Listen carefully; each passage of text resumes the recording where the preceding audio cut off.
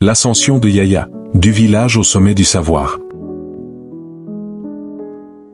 Dans un petit village du nord de la Côte d'Ivoire, où les maisons étaient des cases au toit de paille et où les nuits s'illuminaient à la lueur des lampes à pétrole, vivait un garçon nommé Yaya. Né dans une famille de cultivateurs, il grandit au milieu des champs de mil et des troupeaux de bétail, bercé par les récits des anciens sous l'arbre à palabres. Mais Yaya n'était pas comme les autres enfants du village.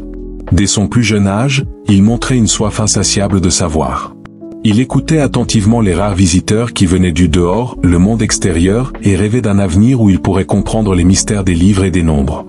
Pourtant, son chemin vers l'éducation était semé d'embûches. Un chemin périlleux vers l'école. L'école la plus proche se trouvait à plus de 10 km de marche.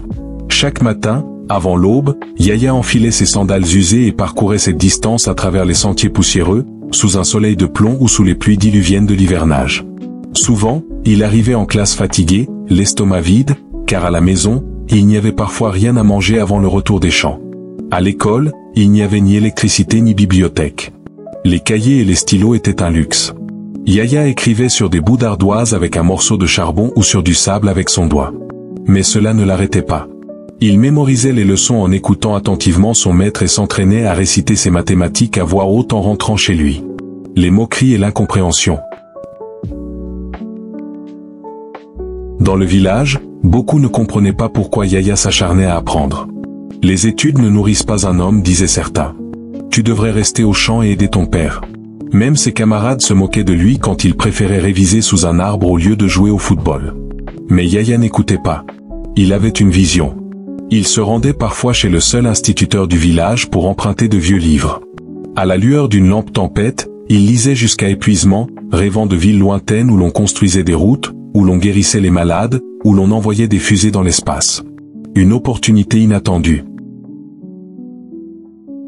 Un jour, une délégation venue de la ville arriva pour sélectionner les élèves les plus brillants afin de leur offrir une bourse d'études. Yaya, malgré son quotidien difficile, avait excellé dans toutes les matières. Ses notes et sa persévérance impressionnèrent les examinateurs. Il fut choisi pour poursuivre ses études dans un collège de la ville. Le départ fut un déchirement. Sa mère, en larmes, lui remit un petit talisman censé le protéger. Son père, fier mais inquiet, lui dit « Ne nous oublie pas, et fais en sorte que notre village soit fier de toi. » L'arrivée en ville, un nouveau défi. La ville était un monde totalement différent. Pour la première fois, Yaya vit des immeubles, des voitures, et des lumières électriques. Mais il se sentit aussi perdu. Ses camarades parlaient un français parfait, tandis que lui, habitué au bois, cherchait ses mots. Il était moqué pour son accent et ses vêtements simples. Mais il ne se laissa pas décourager. Il passait des heures à la bibliothèque, apprenant seul tout ce qu'il ne comprenait pas en classe. Il se lia d'amitié avec un professeur qui, voyant son potentiel, lui donna des livres supplémentaires. Petit à petit, il rattrapa son retard et devint même l'un des meilleurs élèves du collège. Le triomphe de Yaya. Les années passèrent, et Yaya poursuivit son ascension. Il obtint son baccalauréat avec mention et décrocha une bourse pour étudier l'ingénierie à l'université. Là-bas, il se spécialisa en génie civil, rêvant de retourner dans son village pour construire des routes et des infrastructures. Des années plus tard, Yaya revint dans son village natal, mais cette fois, il n'était plus un simple garçon en sandales usées. Il était devenu un ingénieur reconnu.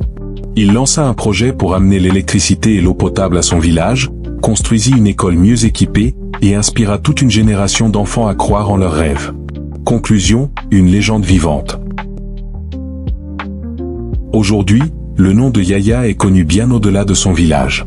Il est devenu un modèle pour des milliers d'enfants vivant dans des conditions difficiles, prouvant que la persévérance, le travail acharné et l'amour du savoir peuvent briser toutes les barrières.